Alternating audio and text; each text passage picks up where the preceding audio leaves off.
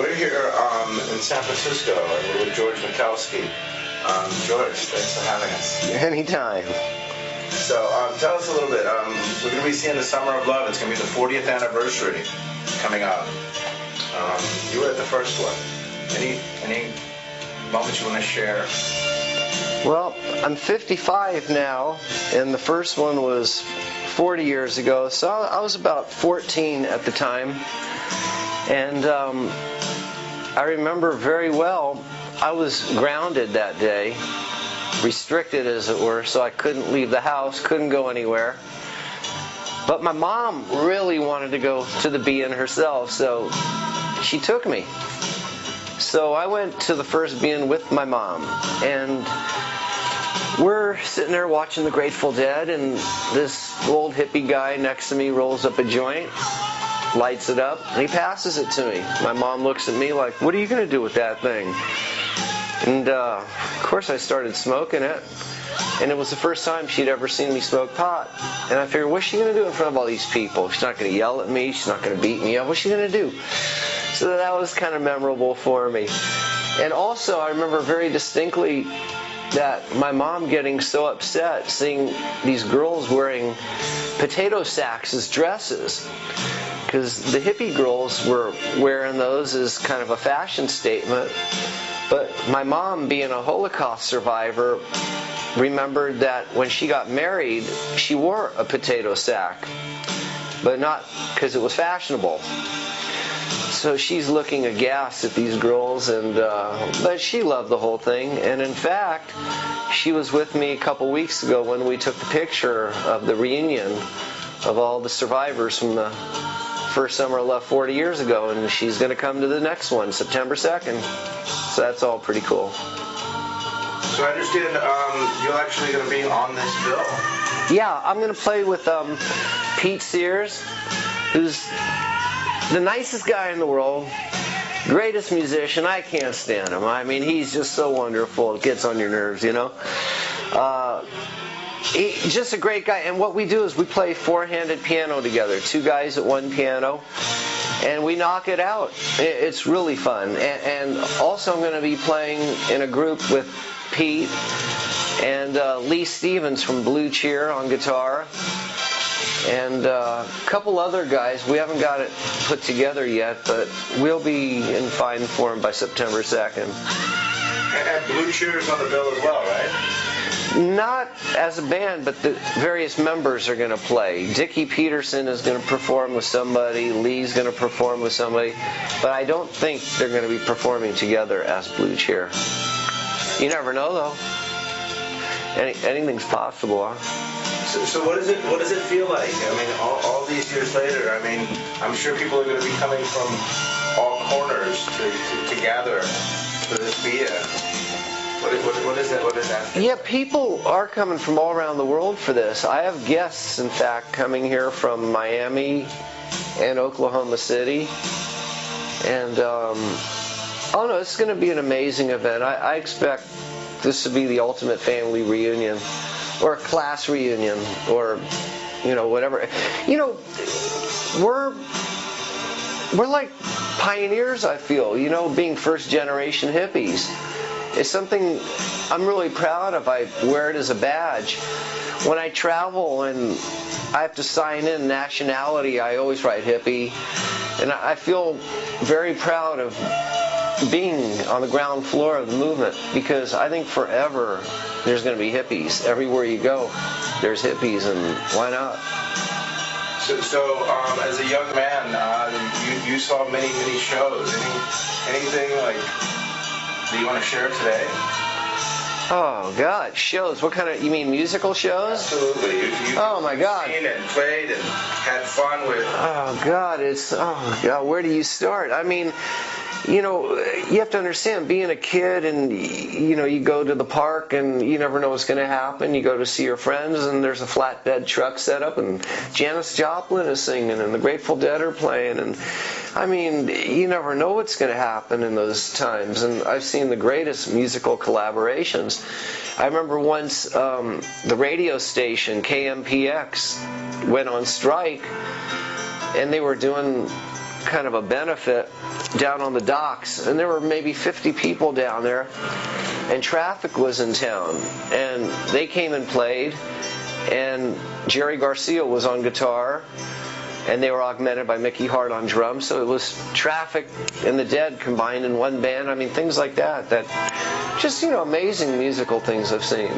Growing up here in San Francisco, can't imagine a better place to be as a kid growing up. I mean, my God, the 60s as a teenager. It's a family of musicians, a family of friends. We're almost like a family. It feels like that. These people, though, we see each other every 10 years or every 40 years or whatever. When we do see each other, there is a familial feeling. Kind of like, I remember in the old days, walking down the street, if you just saw somebody with long hair, that was like a familial feeling. You would say hi and you'd wave to each other. You had something in common, your own little secret kind of thing.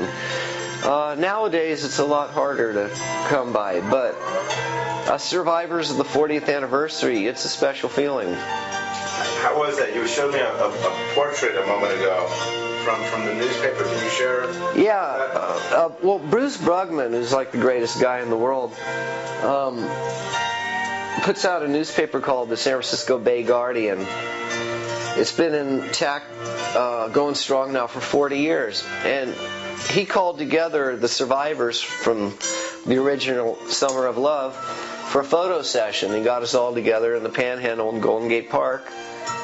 And it is a great picture. There's a lot of people turned out, and I'm there, and my mom is there, and my dog Mozart was there, and it was just great to see everybody all in one place. And we're a little older, but still beautiful. Yeah, that had to be quite a gathering. I'm looking forward to seeing this gathering. Any other artists that you know are going to be on the bill that we can all look forward to on the 2nd September? I have a feeling it's not going to be so much about who is performing what and where at what time. The event itself is the event. It's just being there. I think the music's going to be coincidental. It's like going to a ball game, It's like the game is, it's like a restaurant with a view, It'll be there. The music will be great, but the gathering is what it's about.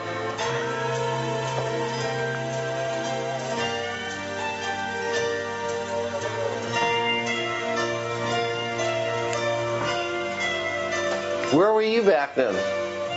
Well, let me see. You weren't born yet, were you? I was running around in a set of diapers.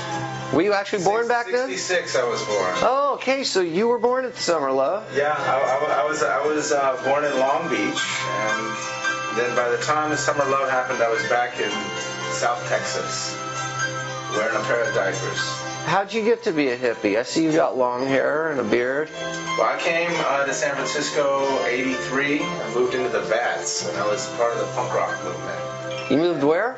To the Vats. What's that? That was a recording studio and a rehearsal complex. It used to be a beer brewery.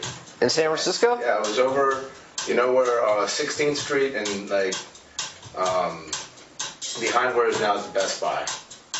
There's a Safeway over there and everything.